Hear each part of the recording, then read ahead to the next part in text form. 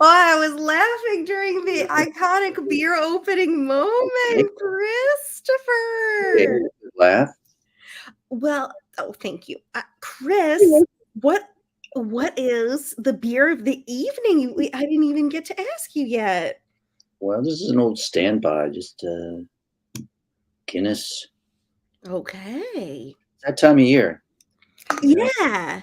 It's time to get cozy. Oh, very nice. Very nice. Nippy out there and then get some of that Guinness and you get that. Oh, yeah, the Guinness foam snow. I know that's not the right word for it. Wow. Yeah, no, I love that. I love it. Absolutely. That is so great. That is so great. Well, I'm drinking water in a mug. Good for you. You water. Nobody's going to believe you, but nobody's going to believe me. That's too funny, Chris. Oh, I wish I had a fun beverage this evening. I wish I did. But actually, I forgot to mention that Mom is under the weather. She's got a little flu. I know. Get well, Mom. So does that mean she's not going to be watching tonight because that's how bad she feels? She just shared a comment saying not feeling so well, may not be here for the whole show. We love you, Mom. You rest up. We'll try to distract you from the literature will wash over you, healing energy. No, we understand. We love you so much. Please take it easy. Do whatever's best. It's going to be an awesome night of readings tonight. We are super excited to welcome Kalani Pickhart and Mosab Toha. But we'll talk about that when we get started with our official welcome at 8. We're so excited to see people coming in, Facebook, YouTube, and Twitter. Hello, hello, good evening. We are back after an incredible in-person open mic last Friday night at Eco Evolution. We had FUMFA All-Star Anna Oppity, a special guest on here, Nicole Caruso Garcia was there with us live, Frank Vera, a comedian, with us live. It was a great time. Oh, and our ever quoted Charles Rafferty was there in person. You got to come out, people. You got to come out to this next one we have coming up in November, Friday, November 18th, Eco Evolution. We are really excited. Also, we'll be there in December, but we got to see you in November. You got to come out.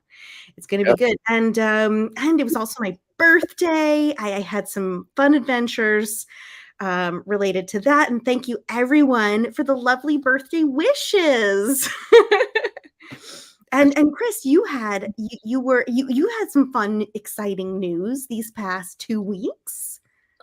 I have some fun news, yes, for sure, and exciting. Yeah, the film version of Shriver, which is no longer called Shriver, and the movie isn't anyway, but it's called what's it called? Little White Lie. Title. It's called A Little White Lie. It's coming out March 2nd. This is a big deal, people. Big deal. It'll be in limited theatrical release and pay-per-view. Not till March 2nd, so we have plenty of time to talk it up. But it's going to be out there. It's for real. It's happening. The movie is finally coming out.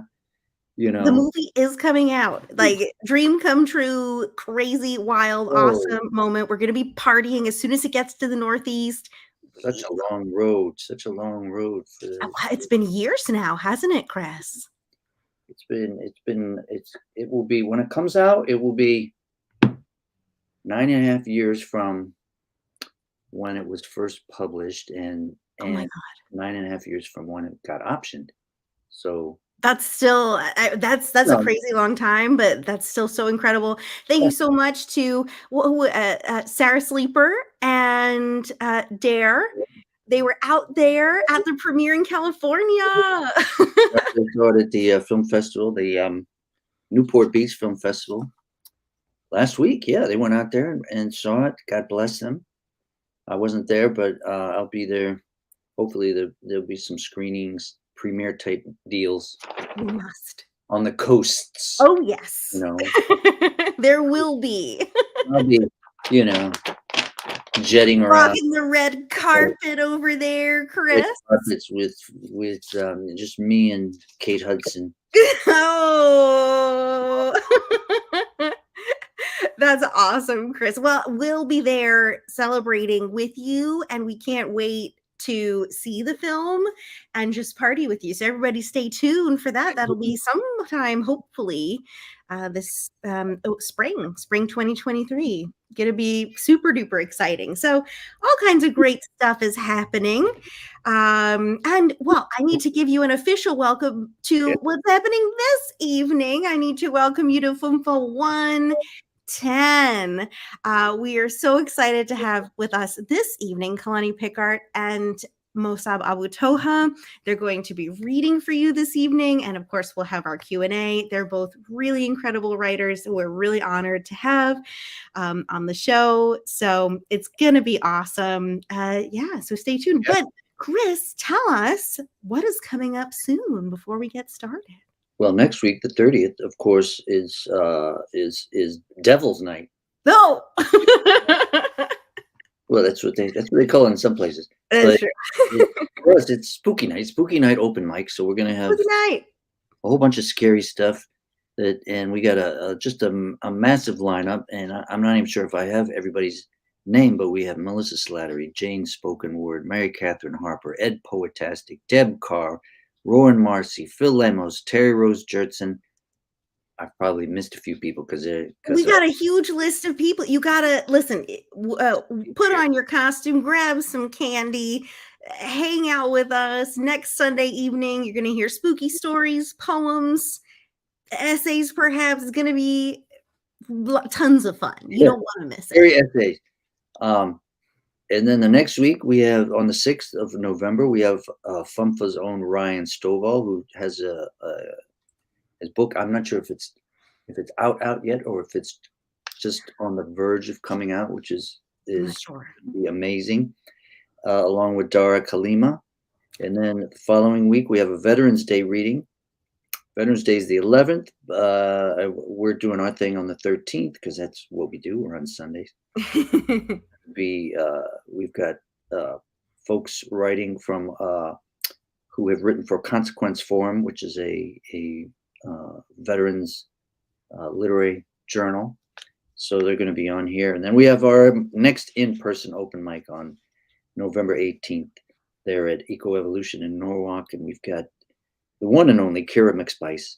Woo! Friends Pete Nelson and Rebecca Dimian from FUMFA. It's gonna be so awesome. Well, Chris, that sounds fantastic. So everybody keep an eye on your social media to see everything that's coming up so that you won't miss it. And we're looking forward to everything that's to come. We hope that anybody who's local might be able to come to our in-person events as well.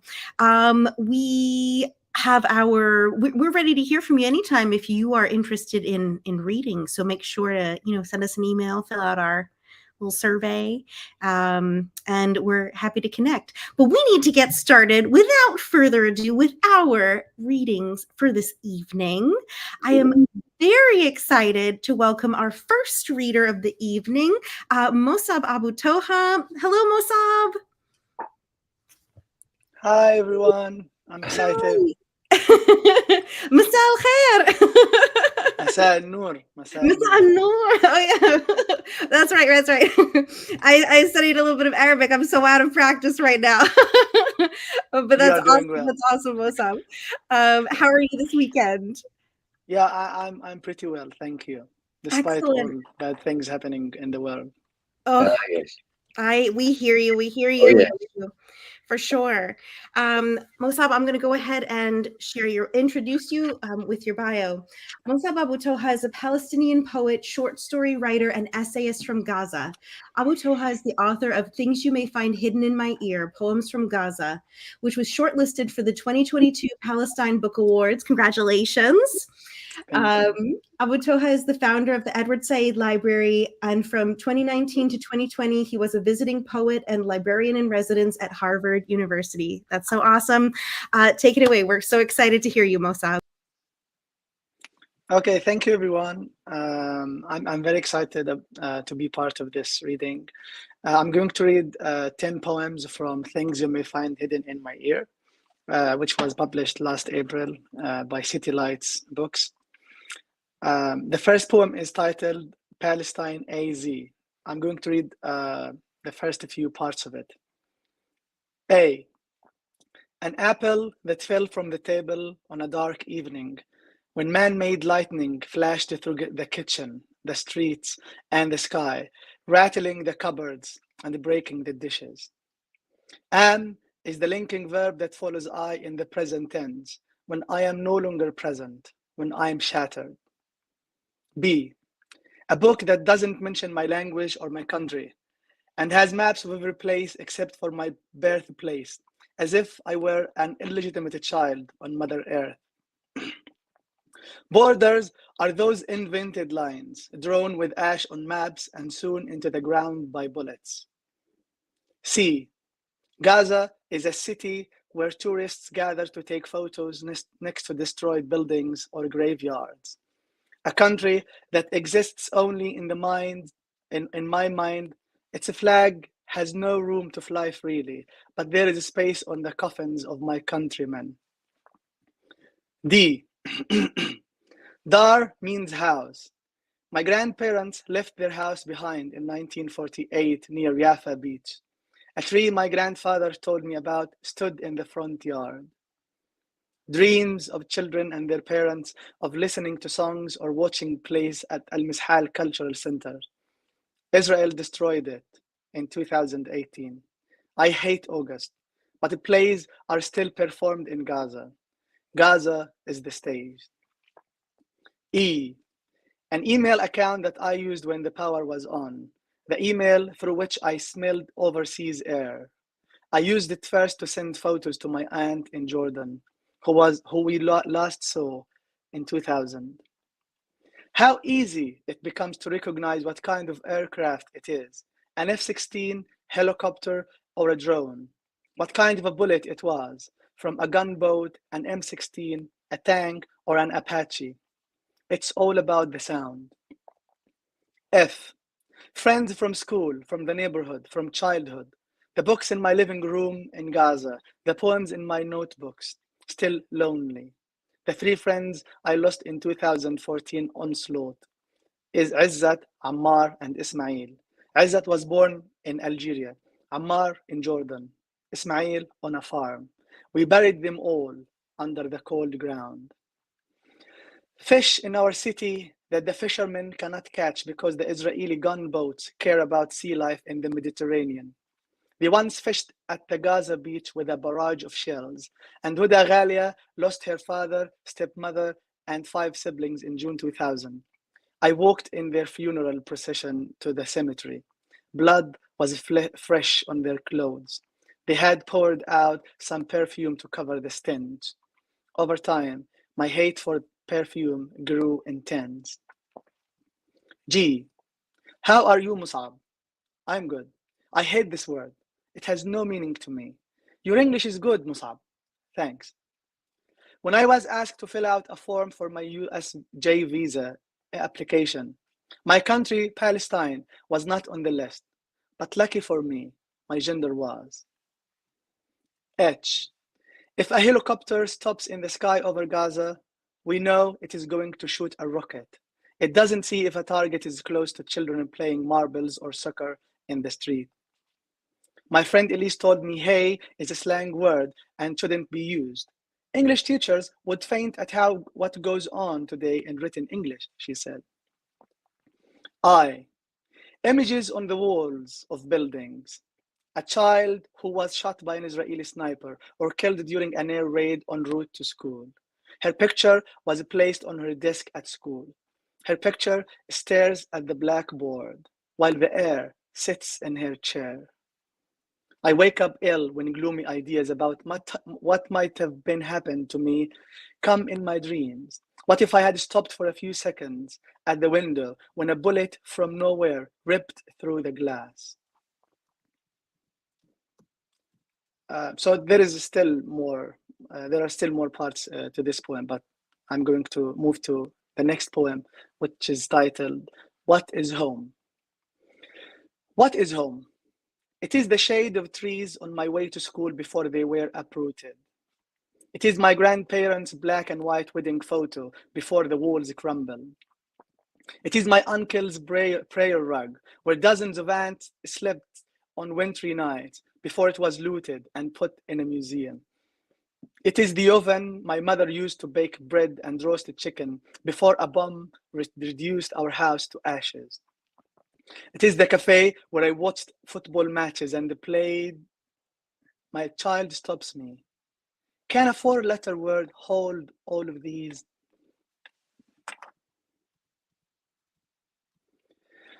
My grandfather and home. 1. My grandfather used to count the days for return with my fingers. He then used stones to count. Not enough. He used the clouds, birds, people. Absence turned out to be too long. 36 years until he died. For us now, it is over 70 years. My grandpa lost his memory. He forgot the numbers, the people. He forgot home. 2. I wish I were with you, Grandpa. I would have taught myself to write you poems, volumes of them, and paint our home for you. I would have sewn you from soil a garment decorated with the plants and the trees you had grown. I would have made you perfume from the oranges and soap from the sky's tears of joy. Couldn't think of something purer. 3. I go to the cemetery every day. I look for your grave, but in vain. Are they sure they buried you?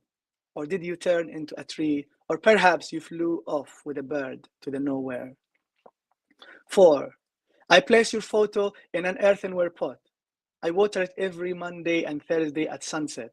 I was told you used to fast those days. On Ramadan, I water it every day for 30 days or less or more. 5. How big do you want our home to be? I can continue to write poems until you are satisfied. If you wish, I can annex a neighboring planet or two. 6. For this home, I shall not draw boundaries. No punctuation marks.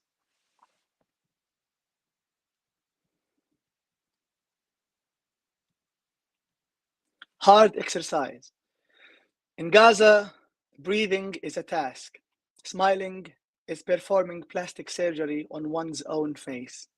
And rising in the morning, trying to survive another day, is coming back from the dead.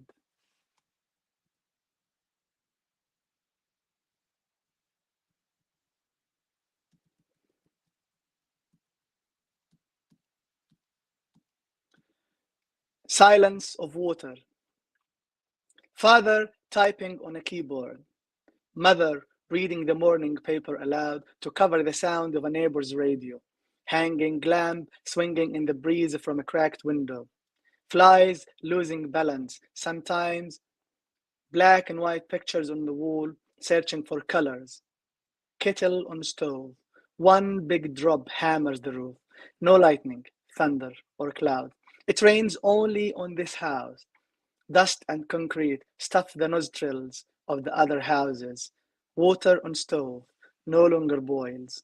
Shrapnel has cut its throat. Next poem is Shrapnel Looking for Laughter.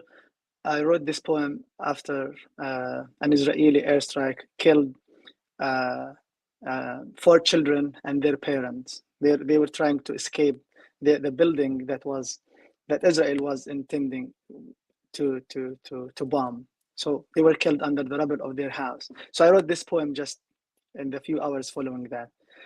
Shrapnel Looking for Laughter. The house has been bombed. Everyone dead. The kids, the parents, the toys, the actors on TV, characters in novels, persona in poetry collections, the I, the he, and the she. No pronouns left. not even for the kids when they learn parts of speech next year. Shrapnel flies in the dark, looks for the family's peals of laughter, hiding behind piles of disfigured walls and bleeding picture frames. The radio no longer speaks. Its batteries have burned. The antenna is broken. Even the broadcaster felt the pain when the radio was hit. Even we, hearing the bomb as it fell, threw ourselves to the ground, each of us counting the others around them. We were safe, but our hearts still ache.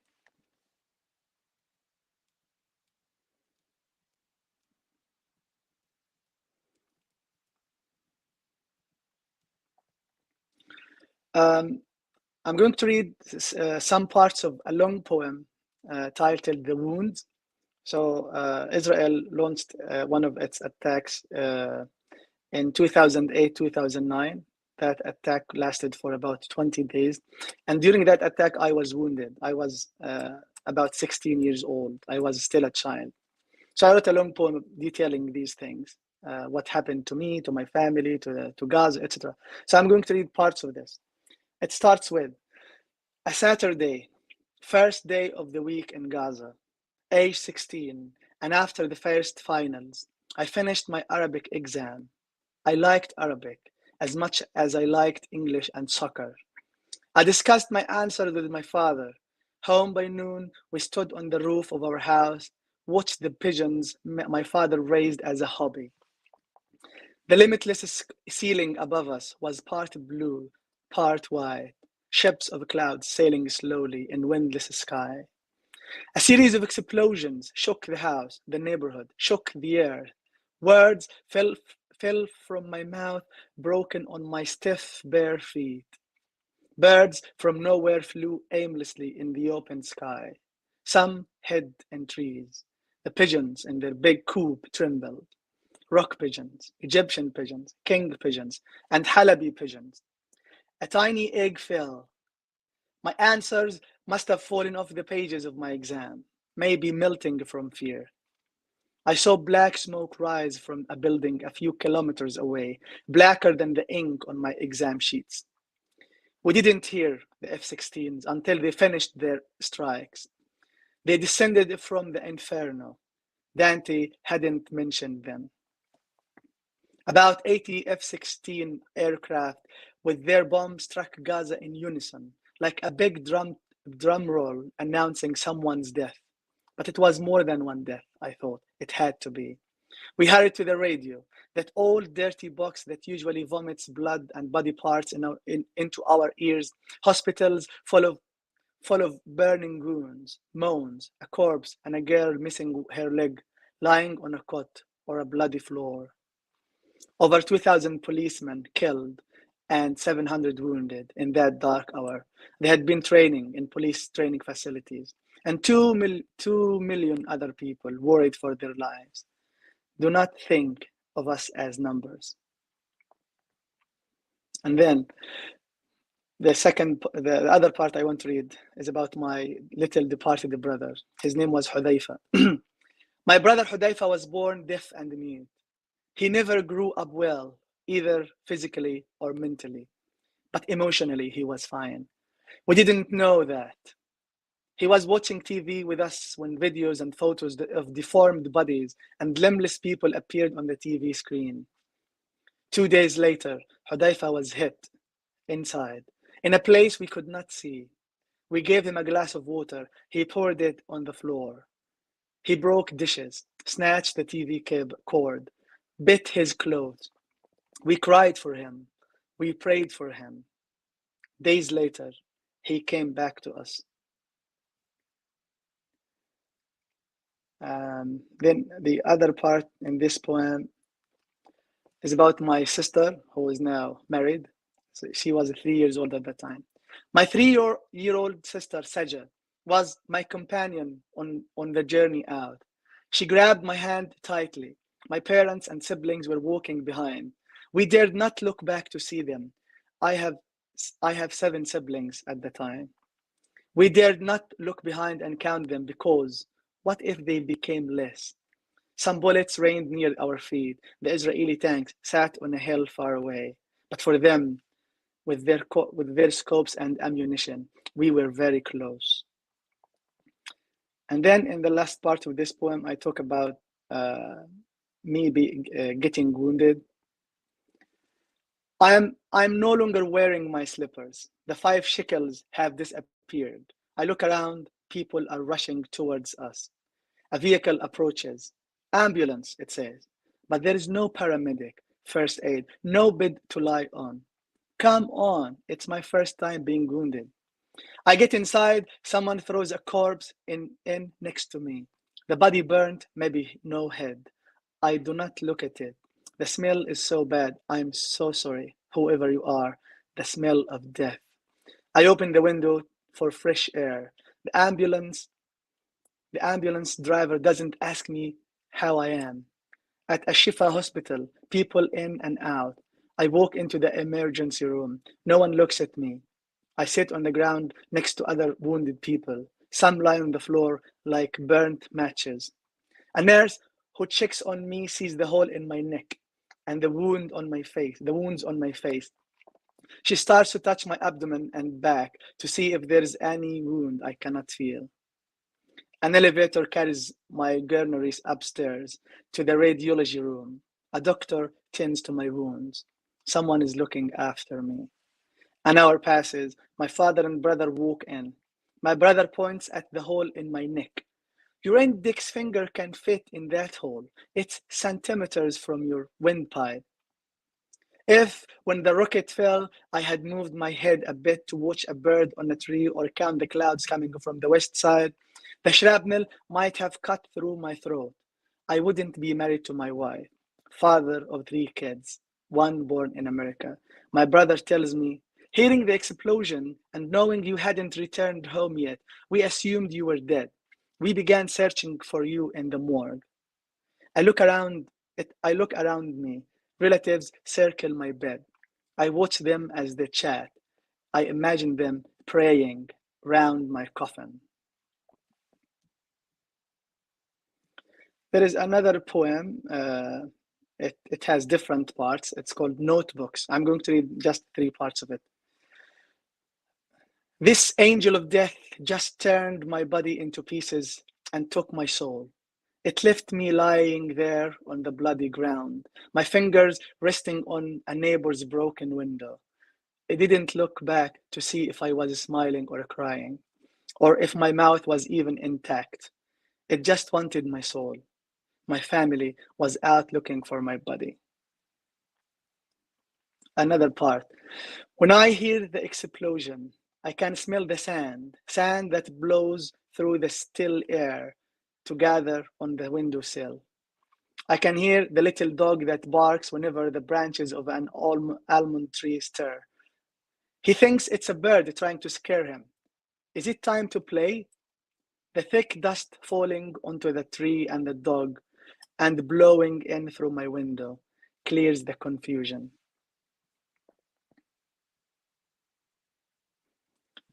Another part. Why is it when I dream of Palestine that I see it in black and white?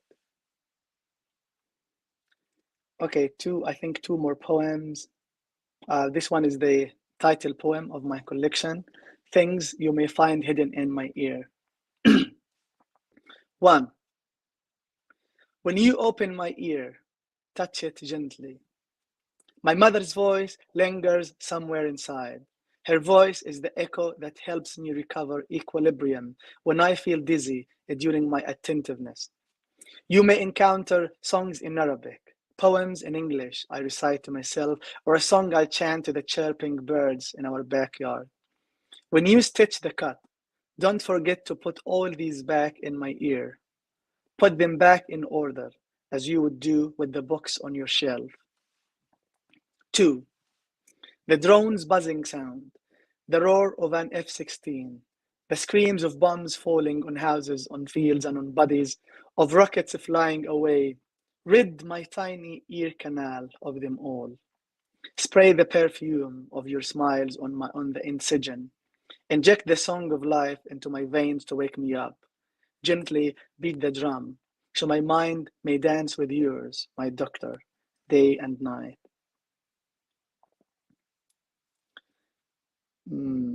Okay, the last poem, and if I have maybe a couple of minutes after this, I may want to read one new poem that I wrote a few. You have time for it, Mosab. Yes, please. Yeah. Okay, so you know, we in Gaza, we do not have an airport. I mean, in Palestine, we do not have an airport. So whenever we leave Gaza, it feels like you are homeless. You have no place to travel from or to return to. So we stuff our bags with everything that's dear to us. So this poem is titled Forever Homeless. Before my long travel, I pack my suitcases, stuff them with some sand from our land, some sand from my mother's kitchen, and sounds of birds in the morning. And in my pockets, I put the 4 directions. My hands are the compass. At the airport, I beg the officer not to open the suitcases and, if needed, to touch my clothes gently. Otherwise, I would be standing on nothing, surrounded by nothing. See nothing. I would be weightless and forever homeless. So these poems are from my poetry collection, Things You May Find Hidden in My Ear. And I would like to end with this poem. It's about my grandfather. I wrote it a few weeks ago. My grandfather's well. I never met a grandfather, but I can see him close to a well in Jaffa. So Jaffa is now part of Israel. So my grandfather and mother and 700,000 Palestinians were expelled from those cities. So Jaffa is my original hometown. So my grandfather's well. I never met a grandfather, but I can see him close to a well in Jaffa. The forehead he is wiping is a glittering, wrinkled map of the past. His olive wood cane leans against an orange tree. I can see birds, the color of earth when it rains, harvest oranges, pile them on houses' roofs in the refugee camp. Where have you been? Grandfather asks me, his voice weary as if plowing the thick, muddy soil of language. My arms are down, too tired to lift, even to say hi. I've been pulling up buckets of water from the camp's well, searching for words for my epic. My grandfather stands still, close to the well. He never left it, even after the Nakba, even after death. His hands pour water down into the well. In the refugee camp, where land is strewn with debris, where air chokes with rage, my harvest is yet to arrive. My seeds only sprout on this page. Thank you. Mosab, just incredible, powerful, powerful, powerful poems. Ooh, I got tears in my eyes over here. Really, really powerful, important, just tragic and incredibly, just this beauty contrasted with this, just the awfulness of humanity and war and injustice. You brought that to us so vividly and so personally. We thank you so much. And of course, I have a little tiny bracelet here. Wow. The Haptu Palestine. I envy you. Yes, the Haptu Palestine. I was in Bethlehem and a few other places. Yeah.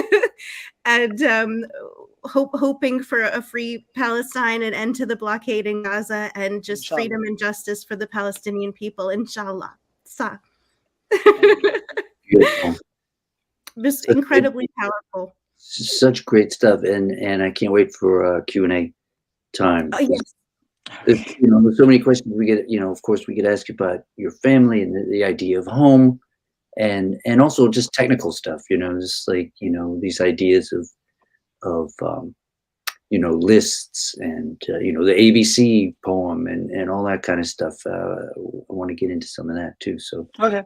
forward to it. Absolutely. And what an incredible journey you've had. Congratulations on everything that you've been able to do. And at the Edward Said Library, we're excited. We're hoping for you for the Palestine Book Awards. It's just really awesome to have you here. Thank you so much, Mosab. Yeah, it's my pleasure and honor to be on this reading. And we'll see you at our Q&A at 9. Oh my God, Chris, what a start to the evening. I'm very emotional over here. Wow. Powerful, powerful poems. And but this is just the first half of our reading tonight. We are very excited to also hear from our second reader, author, writer of the evening, Kalani Pickhart, and I'm sure she is going to rock our world as well. Oh my gosh, I could just gush forever. But let's welcome Kalani. Welcome, Kalani. Hi. It's still a little bit light in Phoenix, so it might get progressively darker as I'm reading though. I just realized. Cool. But yeah, thank you for having me. And Mosab, I just wanted to echo Katie and Chris. Your poetry is beautiful. I'm so glad that I got to read with you today. So yeah, it's a great pairing of writers because you're writing about a different part of the world, at least in your first book here, and so it's going to be really interesting to see how these go together. It's going to be great. And so I'm just going to read your bio before you start. Kalani Pickhart is the author of I Will Die in a Foreign Land, winner of the 2022 New York Public Library Young Lions Fiction Award, and longlisted for the Virginia Commonwealth University Cabell First Novelist Award.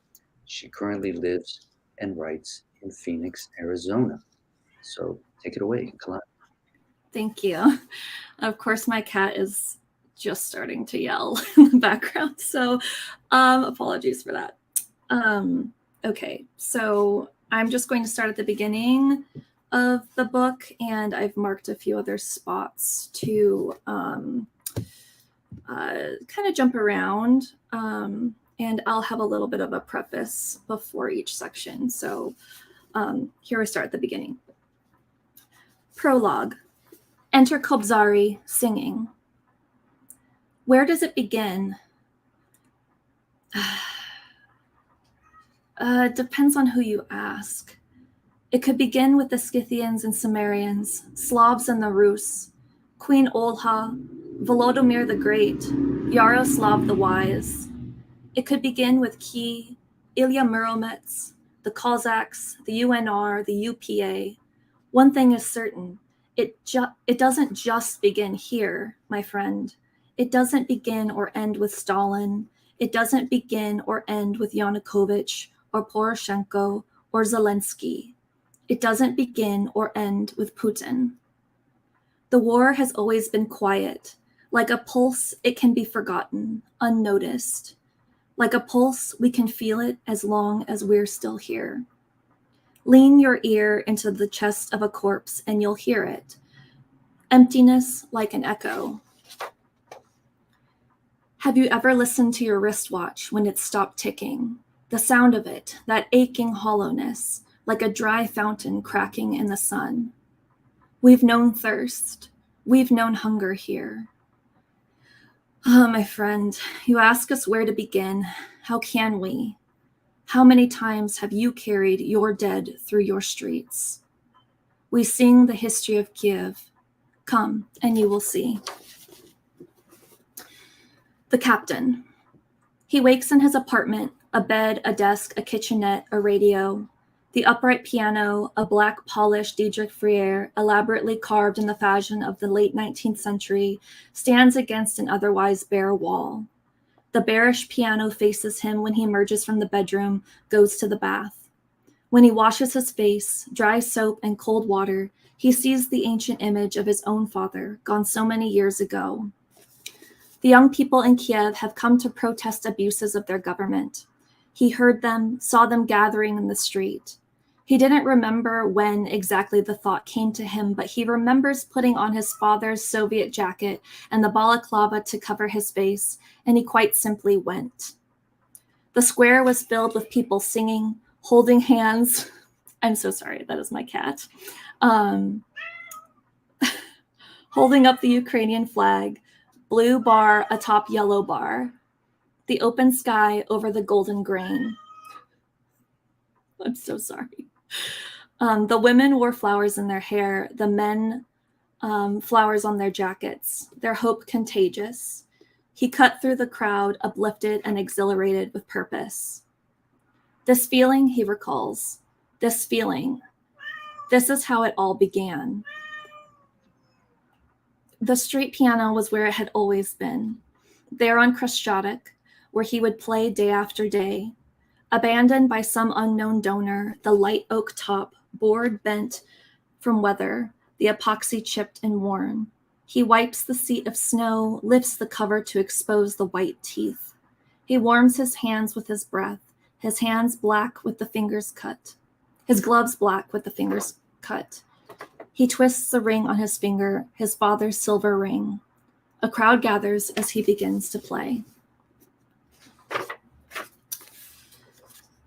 Okay, so I'm going to continue into the beginning narrative of the book. Unity Day, protesters killed in Kiev, Ukraine, January 22nd, 2014. 2 activists were shot and killed, and a third is in critical condition on Wednesday during nonviolent demonstrations in the capital city of Ukraine.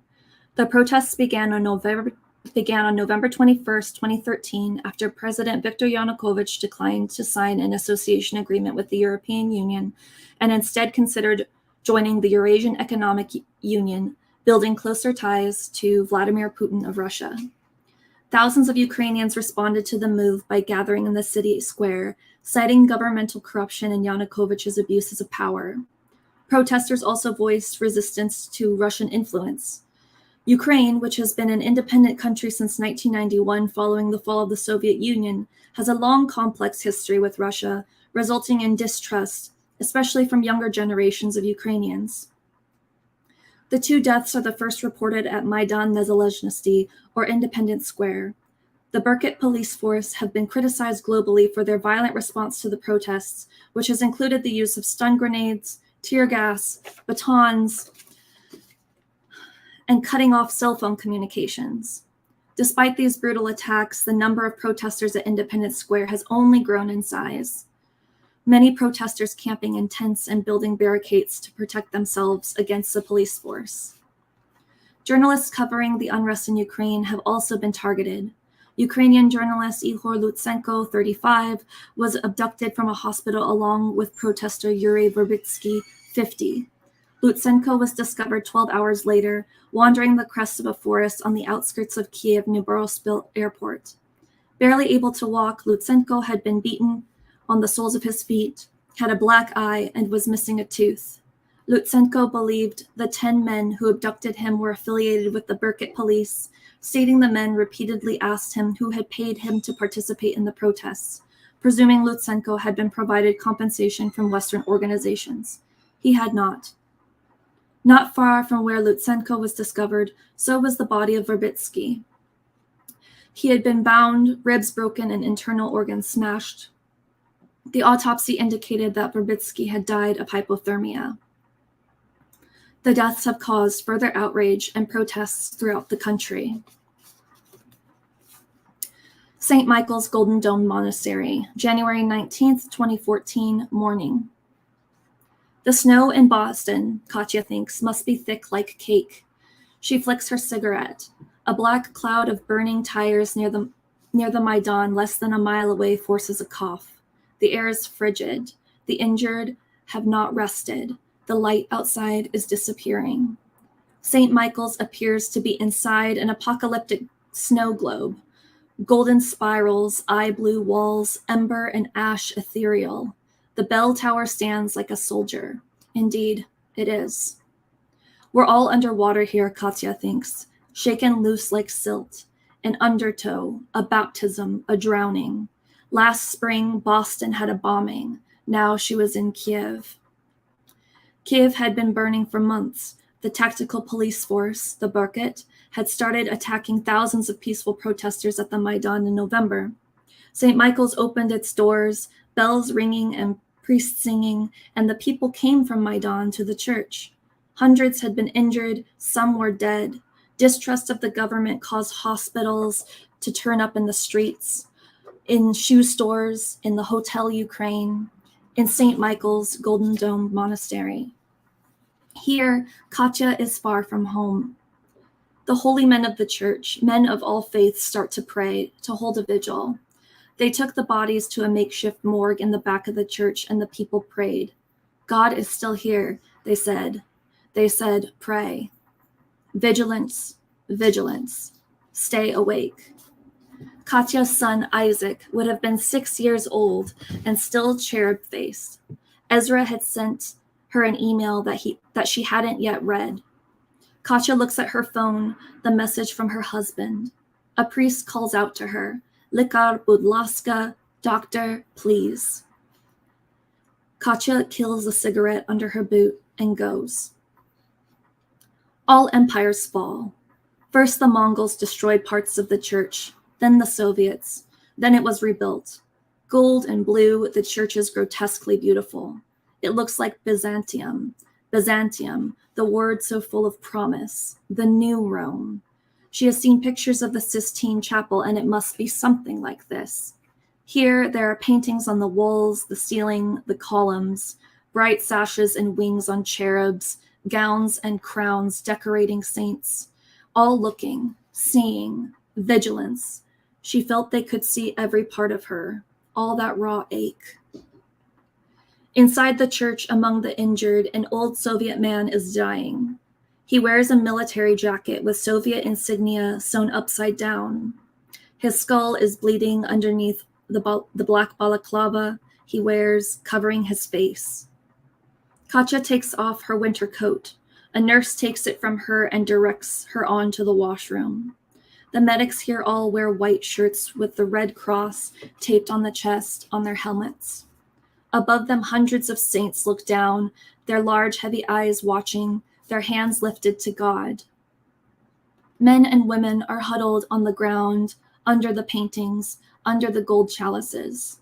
They are young and old. They pray, crossing themselves. A circle of older women, their heads covered with scarves, pray under a portrait of the Virgin. Katya walks past. The Soviet man has been moved from the floor to a makeshift operating table. He is stripped of his balaclava, his pants and shoes. His leg is soaked in blood, shrapnel thick inside the thin skin. When she removes the mask, she can see he's been blinded by a powder. His eyes close, tears trailing down his cheeks, rinsing grime from his face. He has a traumatic brain injury and is showing signs of stroke. Katya dresses for surgery amid the wailing people, the watchful saints. She covers her mouth, her hands. The nurse crosses herself and says a prayer. They go to work. The blanket beneath the old man had become wet with blood, and there is nothing she can do until he is put to sleep. The wound's isolated. The anesthesia pushed into the skin, and he is out. She takes the old man's wrist and feels the faint beat, beat, beat. She says to him in Russian, "You are a strong man. You can make it through." Once she's removed the shrapnel, Katya and the nurse muster a tourniquet, ceasing the bleeding. His leg is raised, an IV pinched into the veins of his left arm. Alkaline, lidocaine, corneal gel applied to the eyes. Katya calls for a blanket, and she's given one by a nurse. The nurse had taken it from a dead man a few feet away. She had covered the dead man with a sheet. The nurses help her wrap the old man in the blanket, and Katya understands he is soon going to die. She watches the old man's chest. It rises. Hours later, Katya and a nurse examine the bandages, the blood pressure. The sheets, the walls, the bandages are white. He says, slurring, trembling from the cold, "Kisa, Kisa." It means kitten. Katya is struck by the strangeness of it. A pet name? A pet? Isaac would play in the snow until he shook like a bird. He sat on her lap in fleece pajamas after she had him take a warm bath. Katya wrapped the blanket around them both and breathed. They sat by the fire and Katya smelled his hair as she read to him stories. Today, her son would have been 6 years old. Katya pulls back her hair. She washes her hands.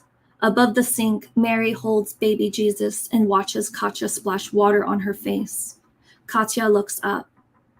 In the Bible, Simeon says to Mary on the death of Jesus, "And a sword will pierce your own soul too." Mary knew what she was getting into. What kind of fucking sacrifice is that?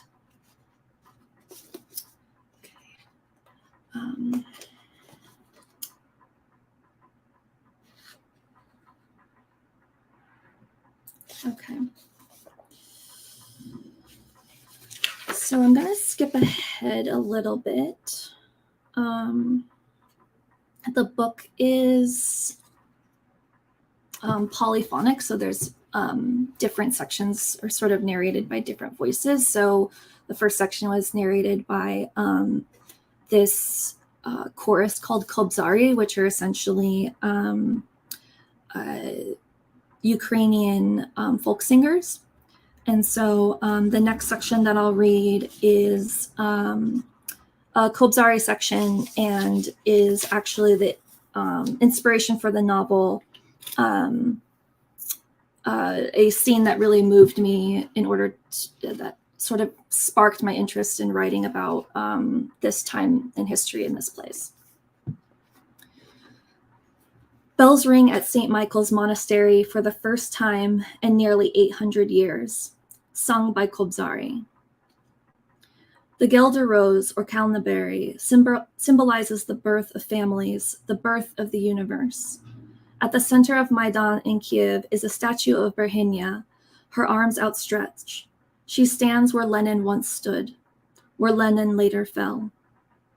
She is the mother, the Slavic protector of the earth. She holds the Kalna wreath at the center of Independence Square. This is where Dasha and Slava fell in love, where Misha built barricades, where Katya meets an old pianist. This is where protesters sang, holding hands. This is where the Berkut police force fired shots, where Molotov cocktails kissed the brick and mortar, steel and flesh, and opened holes in the earth, opening the body, letting blood. Gazing at Berhinya is Archangel Michael, the city's patron saint, holding a shield and a sword, a soldier of God. At St. Michael's Monastery in December 2013, the church bells scream, a cacophony summoning the city to prepare for battle. The church has only done this once before, 800 years ago, against the Mongols. And so the city comes, the Ukrainian nation comes, the Berkut comes, the military comes, bells ringing like the sound of the Kalna and the creation of the universe. Come to war, the bells say, come. Okay. And I'm going to jump a little bit ahead. There's two main narratives in the two main timelines in the novel. One is of Katya, Misha, Slava, and Alexander Ivanovich, the captain, in 2014 Kiev, Ukraine, during these protests. And the other is a retelling of Alexander Ivanovich's life as he was a young soldier in 1968, where he is a Soviet soldier who is thrown into the Warsaw invasion of Prague. And so I wanted to read a section from him, and I will just continue to keep an eye on the time, and we might continue beyond. And so these sections for Alexander are actually labeled as audio cassette recordings. So this is one of those sections. When I joined the Red Army, every good soldier boy's, Soviet boy's hero was Lenin. I was born during Stalin's time, just after the Second World War. My father had been a soldier then, a decorated officer. I loved my father. To me, he was larger than Lenin, stronger than Stalin. I would play toy soldiers with the other boys at school, and in my private heart, I pretended always to be my father. My father was a handsome, quiet, fearsome man. My mother, young as she was, understood my father. I knew this even as a child. The two of them could be in the same room for hours, never saying a word. My mother sewing, my father reading the paper. The house was peaceful. My mother and father never fought, which meant to me as a child that they loved one another. I never considered that perhaps they were afraid of one another, that maybe they didn't want to know one another, that they had a full life with a marriage and children raised in the Soviet way. What else could there be? The only noise that filled the house was the piano when I played and the pounding of Anna's feet, his sister, as she danced. The screams and laughter that she and I made that filled our bellies and throats, the tears in our happy eyes. It was lovely being a child in my parents' house. My mother was the one with the gift. She had a soft voice that warbled like a bird, but it was my father who wanted us to learn music. We learned the arts, my father said, to be civilized people because the world was at times a most uncivilized place. I often forgot he survived the war. I resisted my lessons, postponed them by asking our instructor questions like, how does the key make a sound? And what is a key? And once my instructor became so flustered and angry that she raised her voice at me and smacked my hands with a ruler and told me to play my scales. My father came to collect me and noticed my reddened fingers. What is this? My father asked, kneeling down to me, holding my hands. Have you not been performing well? He asked. I shook my head. He performs very well, the instructor said, when he chooses to play. Then she told my father I had asked too many questions. My father stood, meeting her eye, and asked her, what type of questions? And when the piano instructor told him, my father nodded and, without saying a word, touched my back and led me out the door. My father called the instructor's father, who owned a piano shop. My son has an interest in learning how music is made. The mechanics interest him as much as the artistic practice, my father said. A week later, the old piano man came to our home. My mother led him to our piano where I was sitting, waiting. She brought tea, and the old man nodded at me. My mother left us. So, the old man whispered, are you ready to learn a little bit of magic? I nodded, and the old man beside me on the bench. And the old man sat beside me on the bench and began to play the keys, testing the pedals. He made some notes on a little book he had brought. When he was finished, he asked me to help him remove the photos and knickknacks from the piano. I carried my parents' wedding picture, a civil union, a picture of them at the court, the picture of Anna and me as babies, Anna leaning into me and I sitting cross-legged, propping her up. I held them dearly, tenderly placing them on a bare table, removing the doilies my great-grandmother had made and folding them with the solemnity of a flag bearer. The old man smiled at the great care I took and sent for me a chair so I could stand higher. I needed to see inside, he told me. I needed to touch the piano myself in order to learn. He opened the top of the black upright and I saw the belly of the piano for the first time. He showed me where we needed to unlatch and unscrew the casing to remove the front, exposing the bottom near the pedals. It looks like a harp, I told the old man. Do you know the bandura, Alexander? He asked me. It's like a guitar, I said, or a harp. Yes, good. The bandura was used by Kobzari to sing Dumi, epic tales in verse. Do you know the Kobzari? I shook my head. The old man turned to his satchel and took out the tools one by one. The Kobzari were storytellers, he said, musicians, singers. These men were oftentimes blind. They would sing in their native language, Ukrainian, and it angered the Tsar. They were killed, they were banned. Why were they killed? I asked. because the Kobzari performed for the common people. The rulers called them useless, brushed them off, ignored them. But they also called them dangerous because they challenged the ideas of the Tsar. The old man watched me and selected one of his tools. Music, Alexander. It's a powerful, dangerous thing. He smiled, holding a strange tool that looked like an inverted screwdriver. We must do all we can to protect it. The old teacher taught me how to fix the piano week after week. Anna came home from her dancing lessons to find me under the piano with the old man, testing the pedals, replacing the strings. Slippered and pink in her leotard from the heat of the studio, she knelt beside me and watched us work. Then she'd leave us alone. My father paid for the materials, but the old man waived the labor and the lessons. The old man never spoke about the Kobzari when others were around. With me, he spoke of the mechanics, the way the hammer would strike the string, creating a sound. He told me about the sound of the universe, how Buddhists, Vedics, Jains believed the mantra Om was the first vibrational sound within a being when the universe was created. The sound is made of the three deities, Brahma, Vishnu, Shiva. Nada Brahma means God is sound. Nada for vibration and Brahma for God. The old teacher taught me these things, and I understood that what he was teaching me while tuning the piano was sacred, was secret, was more important than anything I had ever learned before. Until I learned again to trust. Until I met Yara. Love, Alexander, the old man said to me on our first day, is holy in all languages, in all religions. God is love. God isn't real, I said, and the old man smiled at me. He said, that's what you believe then. I nodded.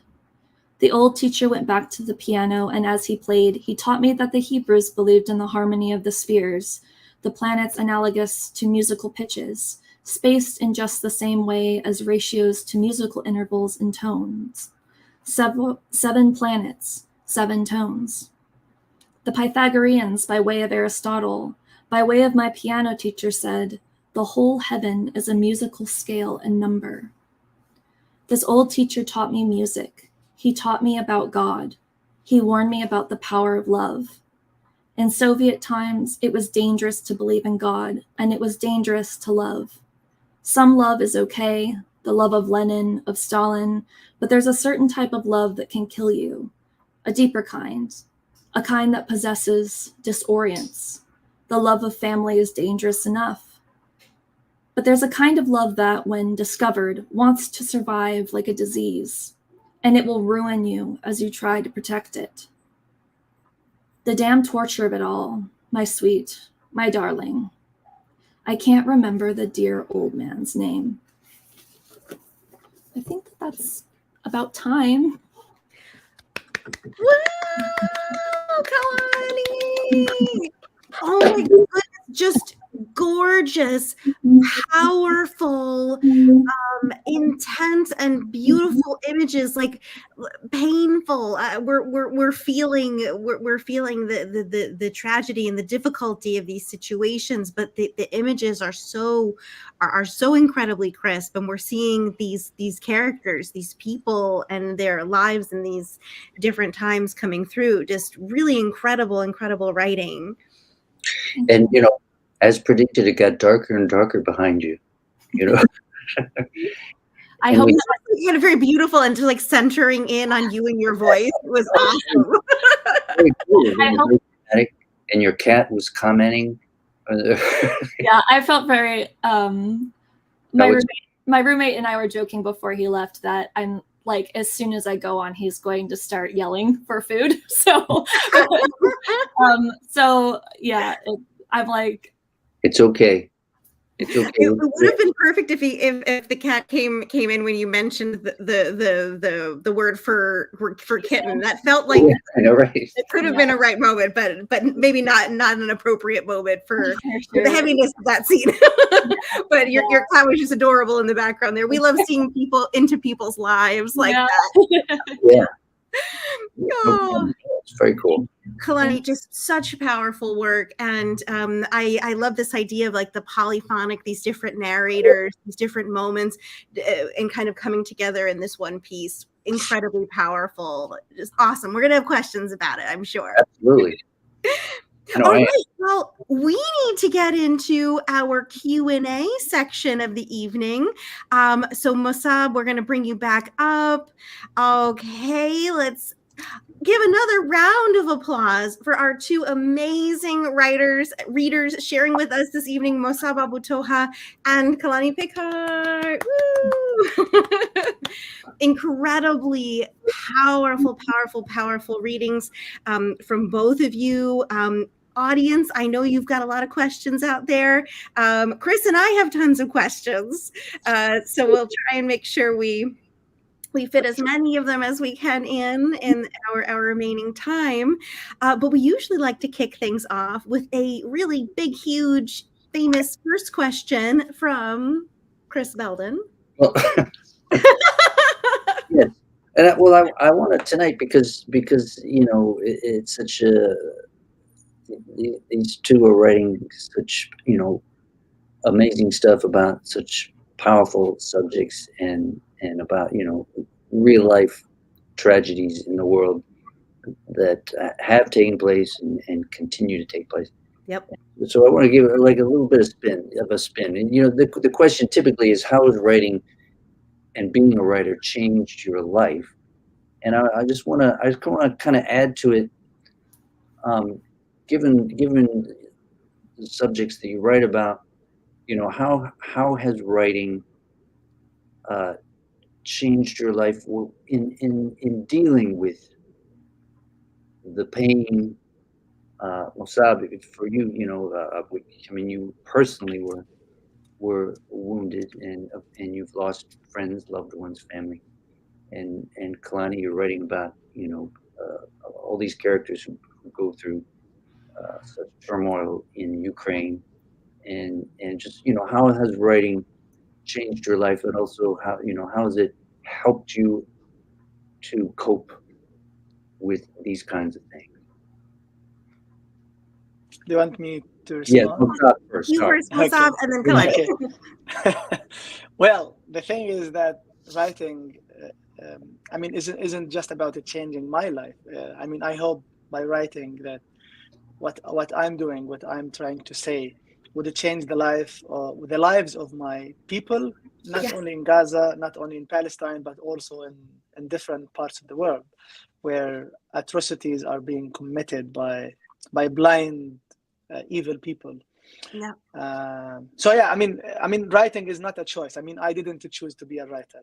It's something that I think I have to do, because if I remain silent about what I'm seeing and what I'm feeling, then the world would think that silence is consent. But there is one, I think, in the notebooks section in my book, there is something about this.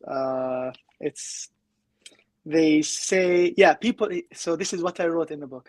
People say silence is a sign of consent. What if I'm not allowed to speak? My tongue severed, my mouth soon shut.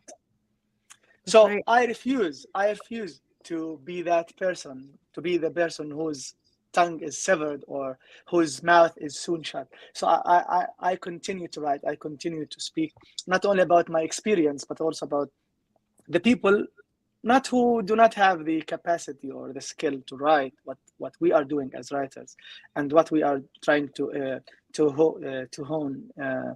But people who were killed, people who were buried under the rubble of their houses. I'm trying to recreate, and not necessarily a beautiful life for them, because their life ended, tragically. But I'm trying to imagine what was going on before they were killed, especially in my poem, Shrapnel Looking for Laughter. So shrapnel is not only killing, is not hitting only flesh and bones, but it's also after the laughter of these children. God knows what they were doing before the attack, what they were watching on TV. So yeah, I think writing is a responsibility. It's not about my life. It's about my country's people, and also people in the Middle East and Europe and Africa and different parts of the world. And it's, writing is it's dragging me with it to paths that are not lit. Yes. And the only light in those paths are the light of explosions, unfortunately, which are flickering from time to time. So important to be that voice and to share what you're sharing, for those experiencing these things, for those who have no idea about it, and hopefully these voices that you're expressing, your voice can hopefully help lead us to a better world. And I totally understand what you're saying. Like, I have to do this, and we thank you for everything that you're able to share, and that you're so bravely writing. Just we're rooting for you, Mosab. Shukran. So, Kalani, how has writing changed your life, or how's your work helped to change the world? I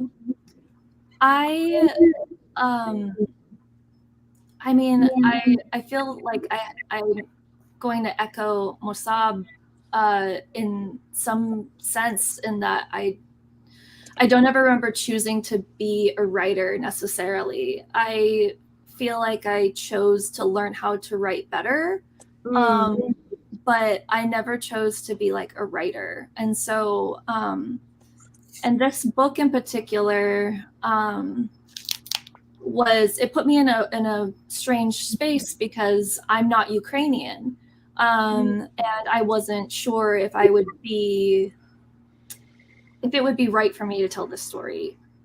And the good news is that many readers have appreciated it, and many Ukrainian readers have appreciated it, especially because now it's contextualizing the war that's happening. And the timing of the book being released this a year ago in October, it was, there was no way to plan for any of this to happen, but the gift I think that this book has given people has been just understanding how complex Ukrainian history is. And it's interesting. There's one sentence in the book that says, like, Ukraine is the Jerusalem of the Slavs. And it's just this, like, it's this tale as old as time, where it's land grabbing and just the hideousness of war around the world. And I've been fortunate to have not experienced war myself, but I feel very humbled to be seen as an artist that had something to contribute to people's understanding of this current war in Ukraine, so that people can understand that it's not it's much more complicated than, I think even in this day and age, everything gets a little watered down, and it's that simple. So. Right. Well, the book does a wonderful job of contextualizing, the whole thing, the history of the country and that area, that part of the world, going way back. It's called polyphonic. There's all these, there's a timeline. There's news articles. Some of them are real news articles that tell us all about history of Ukraine and that relationship with Russia, the former Soviet Union, the whole thing. And it gives a big picture for a lot of people who think, oh, this just started, Right. It doesn't go back a ways. It just happened. Right. Of that, in the context of a novel, fiction, it's Well, and similarly, in the poems that you shared this evening, Mosab, you're telling us these intensely personal stories. You're referencing these different points throughout, even just the last 10, 15 years, where we've seen these assaults on Gaza, but also the mention of the memories of your grandfather, and giving us, revealing that context of this larger story of displacement, of war, of injustice, of just this bombardment of Gaza that happens so unfortunately, frequently, and I think you reveal that in such a powerful way, and in such a personal way, and from that delicate image of, like, you wish you could make a perfume from the oranges, to the very, very heavy images of the shrapnel and the dust, and just the destruction, that you've seen more recently, in Gaza.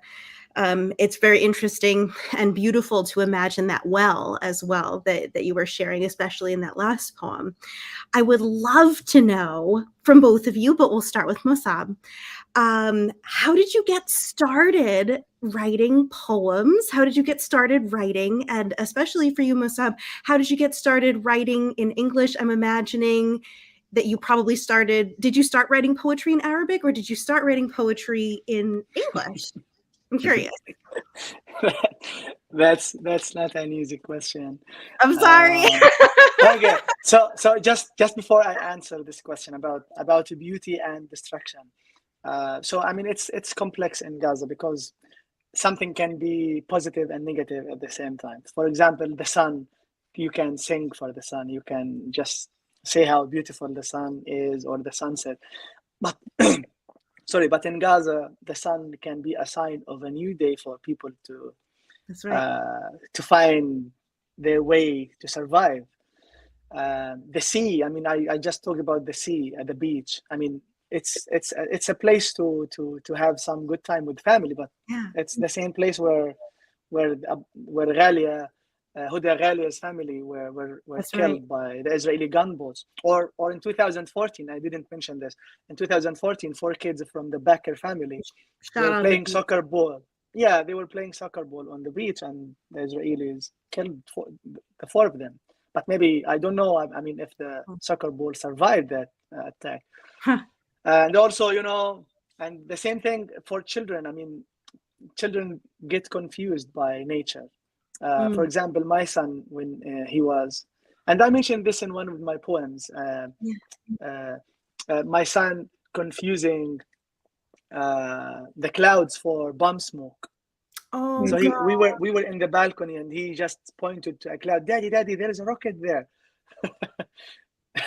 Terrible. He I'm said so Saruch, sorry. Saruch. He said Saruch in Arabic. So he speaks a little English. He said, Baba, Saruch, Saruch, a rocket, a rocket. I A said, rocket. no, Daddy. These are clouds. This is nature. These bring water for us and for the plants and the trees.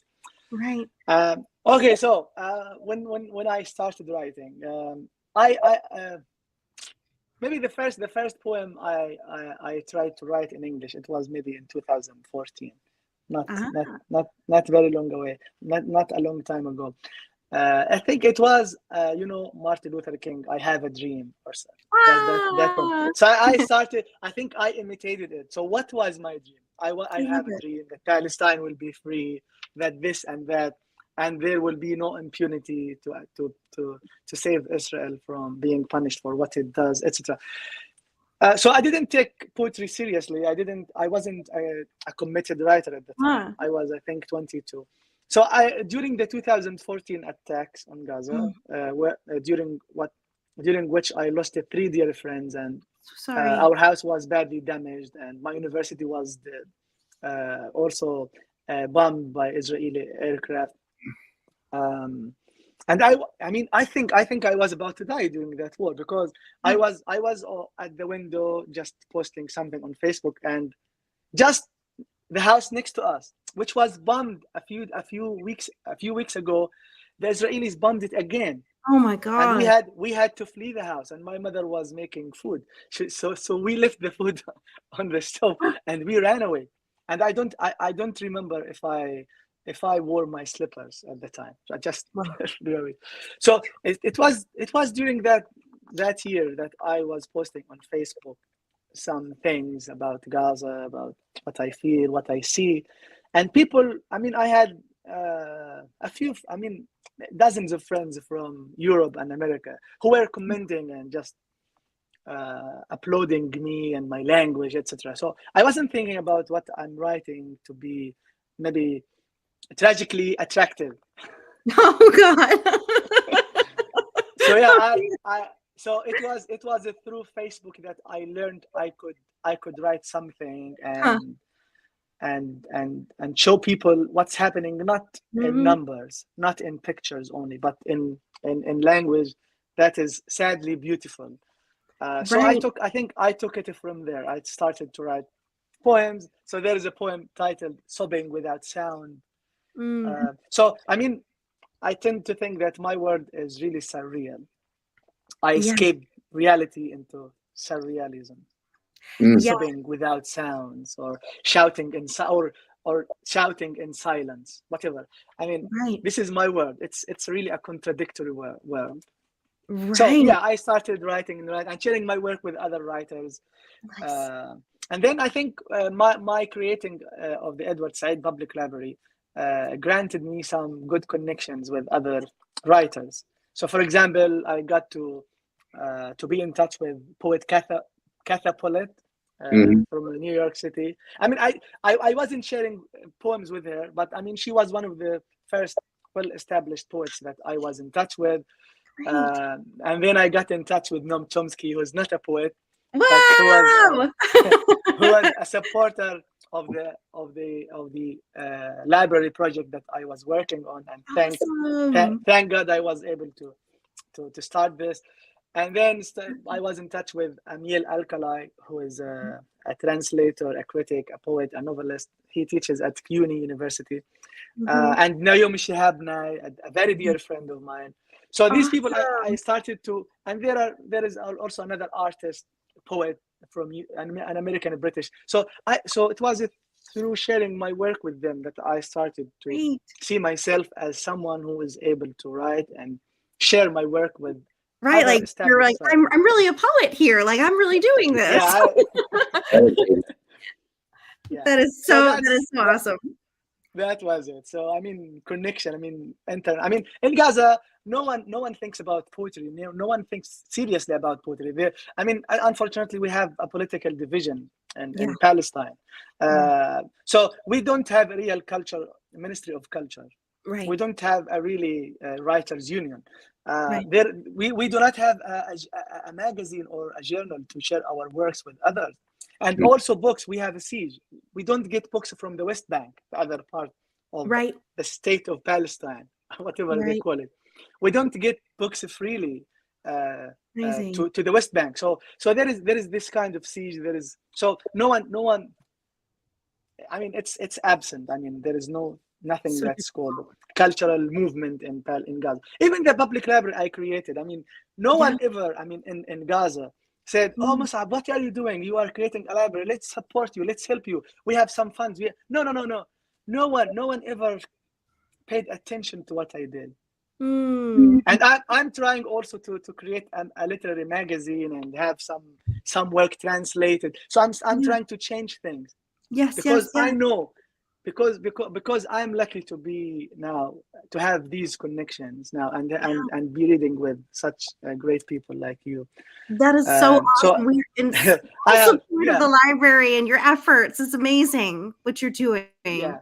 So this is maybe so I'm not trying to change the world as a writer as much as I'm trying to change it as maybe a cultural activist. There you go.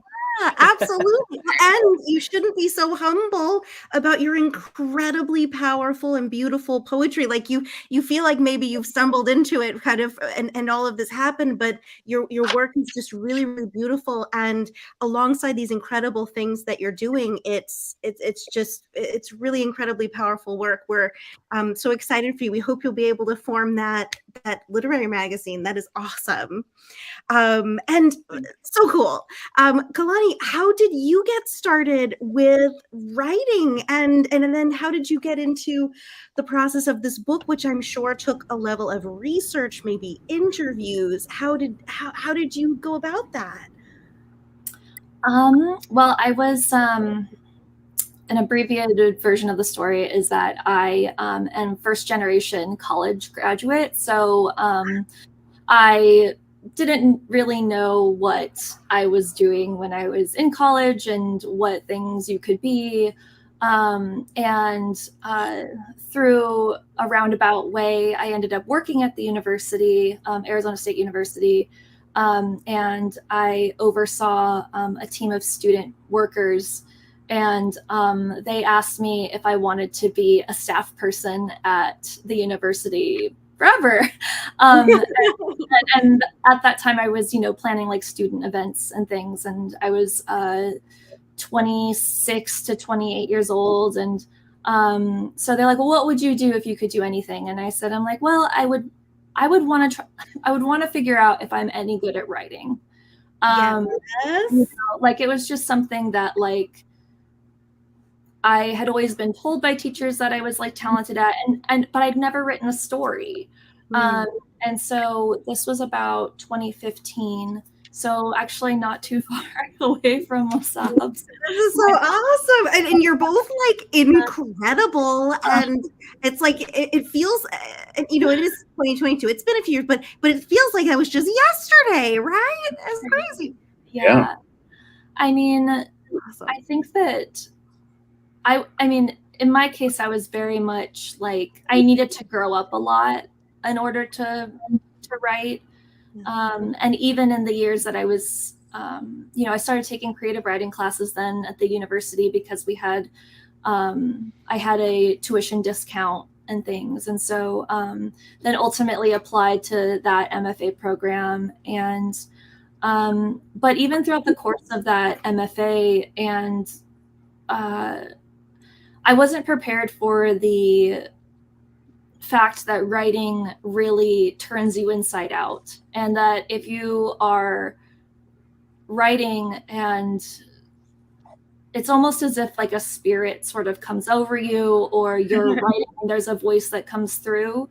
And somewhere in the middle of it is your voice, it's somewhere in the middle of it. Like, even though this book takes place in Ukraine, and even though I'm not a doctor, I'm not I'm not a Soviet soldier, every part of me is also in every one of the characters on the page. So I think that like I had to grow up a lot in order to learn how to focus that attention, tap into all these people, connect with all these people, feel and be all these different people. Yeah. That's awesome. Yeah.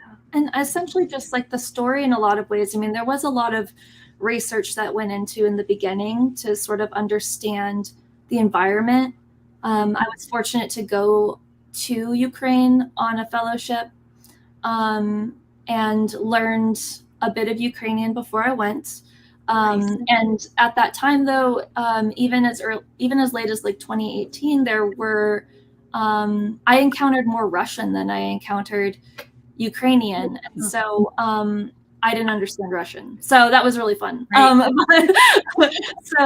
But so much has changed, even in a small amount of time in that country, and so. Yeah. But yeah, it was very, very research heavy, and, talking to a lot of Ukrainian folks and their experiences during the Euromaidan, lots and lots of reading. I read Ukrainian journalists, I read American journalists in Ukraine. Wow. So it just was absorbing as much of the work as possible. And then ultimately, when it came to the emotional movement of the book, I think that that's where a lot of myself comes in there. You know, my own heartbreak, my own grief, my own, you know, working through who I am. You know, I think that that's how the book came to be. Right. Awesome. Just incredible to hear your journeys with, you know, your individual, incredibly powerful works here. We have like a famous last double question, but really quickly, I really want to ask an extra question to both of you before our last question. What was the publishing process like for you? What was it like putting together a manuscript, and how did you get to these incredible books that we have in our hands right now? Mosab, what was the publishing process like? Well, I was, you know, I was in the United States between, you know, 2019 and 2020, Yeah. and I returned to Gaza early 2021, just about 100 days before the main attacks in Gaza, Oh God. which lasted for 11 days. Yeah. So we had a break from war.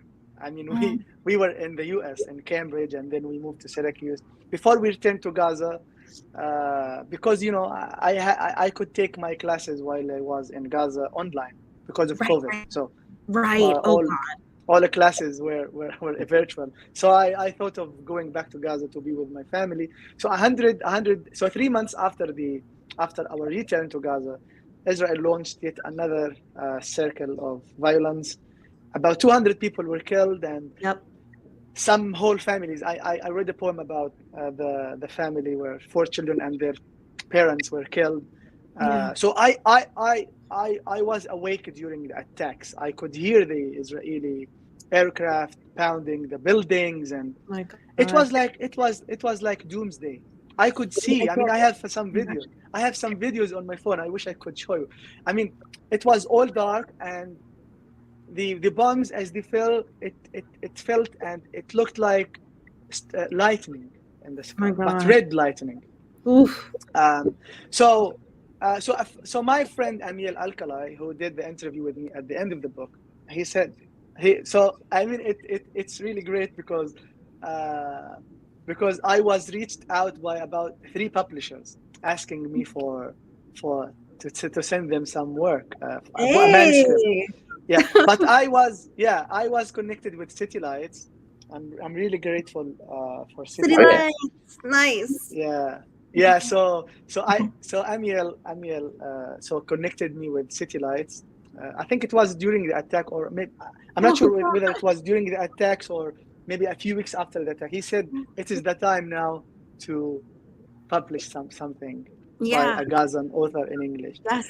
Heck yes.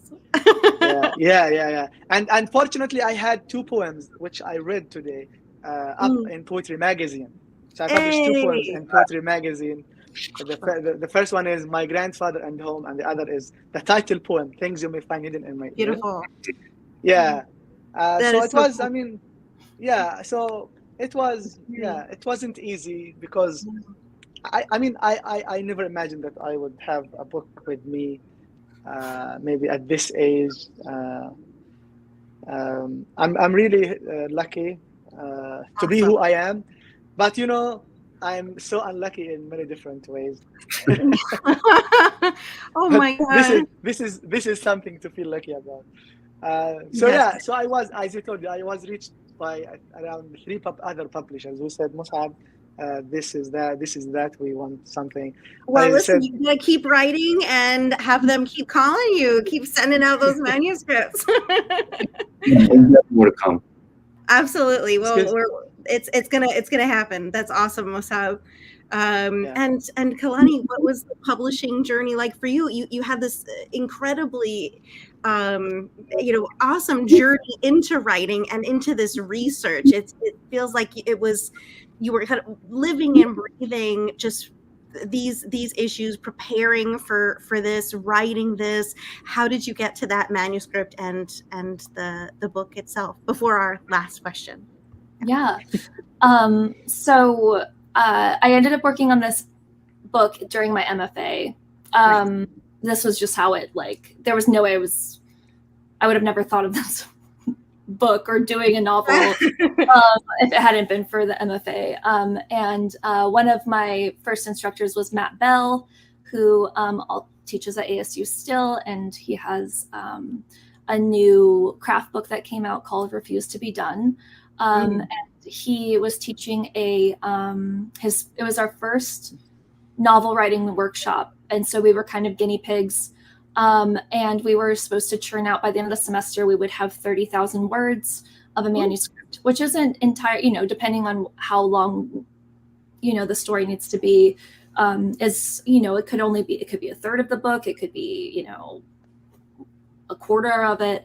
But it was still a substantial amount, and he just wanted us to get into the practice of writing. And so each week we were tasked with writing 2,500 words. And so I would at the same time, I'm doing like research as much as I can. And by the end of the semester, I have my 30,000 word manuscript.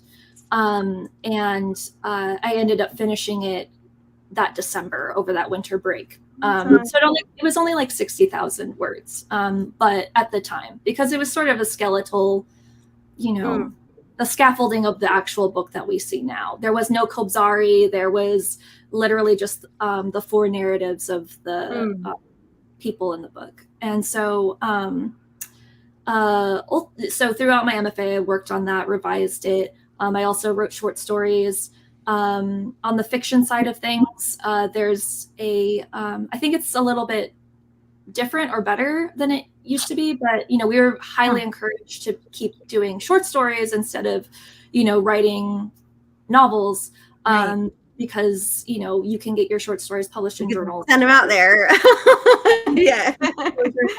And then somebody recognizes your writing and is like, hey, do you have a book by any chance? And so it's all very strange, because it's like chicken or the egg. Like, you can't work on some prolific writers can do a novel and short stories at the same time, and I definitely was not one of those people. So I do have some short stories out there, but I mostly was working on this. So I revised the book 2 times, and so by that point it was 2019, and I started sending out the manuscript. And at that point I was just sending it out to agents, and I must have sent it out to 50 agents, and nobody wanted to. Nobody wanted to have anything to do with this book. It was absolutely hilarious. And kind of soul crushing, and it was strange to me, because at that time it was, we had the we were at that time going through the impeachment trials. And so Ukraine was very much in like the conversation, but there was no interest, and honestly it was not surprising to me, and I was just sort of at a place after about a year-ish of sending it out that or maybe it's the time when the pandemic hit. I honestly what is time with the pandemic, right? No concept of time. But at some point in the last I have to say it was December of 2020. So that first year of the pandemic. And I had submitted to some independent presses. $2 Radio was one of them. Nice. And I had gotten once again, this is like after like being ignored by agents, everything like that. I had already decided that December, I was like, you know what, I'm going to focus on the short stories. We're going to just table the book. It might not be ready for someone to read. And it was like Christmas Eve or Christmas Day that Eric from $2 Radio sent me an email asking, are the rights still available to this? And I was like, what a perfect day for an acceptance. I was like, this is the best Christmas ever. They made me wait for like 2 more weeks while they just solidified that they did want to offer the manuscript. Okay. They wanted to talk to me about it. We did some very huge like changes to the manuscript. And I'm so grateful to them because Eric just had a vision for it. Eliza was amazing. In copy edits, it's been a ride. But yeah, I mean, that was ultimately the path there, was just sort of like, I think it helped that $2 Radio gives every book that they do, that they choose to publish, all of their attention. So they are, you know, doing all of the promotion, everything. Like it's only a few people behind the scenes doing it, but yet they are a powerhouse. A really fantastic job. That's awesome, Kalani. I love these stories. We're a teensy bit over time, but we have to ask you our famous last double question to both of you. Chris, hit him with that double question. Yeah, this is good. So we'll go Mosab and then Kalani. Two parts. One is a pearl of, we call it a pearl of wisdom for writers out there who are tuning in. Some pearl of wisdom, something to help them with their writing. You know, it's just a little bit of advice, and then a book recommendation to go with that. So Mosab, a piece of advice for writers and a recommendation. Okay, so a piece of advice is there is nothing called finished work. You need to, So you need to seek, feedback from different people. So there is nothing that's called finished work. Okay, this is my. So what's the second part of the question? A book recommendation. Any book recommendation you'd love to share with us. Any book that you're excited about that you would love for more people to read. So there is a book by Mahmoud Darwish. Mahmoud Darwish is a poet, but he is also an excellent prose writer. He has a book called Memory for Forgetfulness. Awesome. Excellent recommendation. Thank you so much, Mosab. And Kalani, over to you. A pearl of wisdom, a piece of advice for writers, and a book recommendation. So it's funny because I have I just met with my own book club. My best friends and I got together last night. So nerd alert. So we were talking. We read one book, but ended up talking about a different book that a few of us had read separately. So my advice is to go there, to just write the thing you think you can't write. I did not think that I could write this book. I did not ever see myself I always saw myself like as just being, a person in the world. And I never saw myself as being like a novelist, truly. It was a dream, but it wasn't ever a reality until recently. And so I'd say like, just go there in your writing. And what I mean by that also is to just be unafraid. Go for it. And some of the best writing is honestly honest and terrifying, and it shakes you to your core because of it. So my book recommendation is not for the faint of heart. Oh, okay. There you go. Called Tender as the Flesh, and it is by Augustina Basterica, and it's translated by Sarah Moses. And I believe it was originally in Spanish. Essentially, the book is about a not too distant future where animal flesh and animal meat has become toxic to humans. Oh, God. And so the alternative, instead of going vegetarian, has become to farm humans. Yeah, so it's a very dark book. It's dark. Yeah, it was very dark and very, but it was one of those books that, like, there were a couple of my friends who also read it, and we were just like, it was a difficult book to read, but we're all just very, like, I'm mostly just glad that my friends actually read it because then they like went there with you. I was going through the experience of reading this book and was like, this is madness. This is bonkers, you know, like, but it was so good. So if you can stomach it, what kind of snacks did you have at this book club meeting?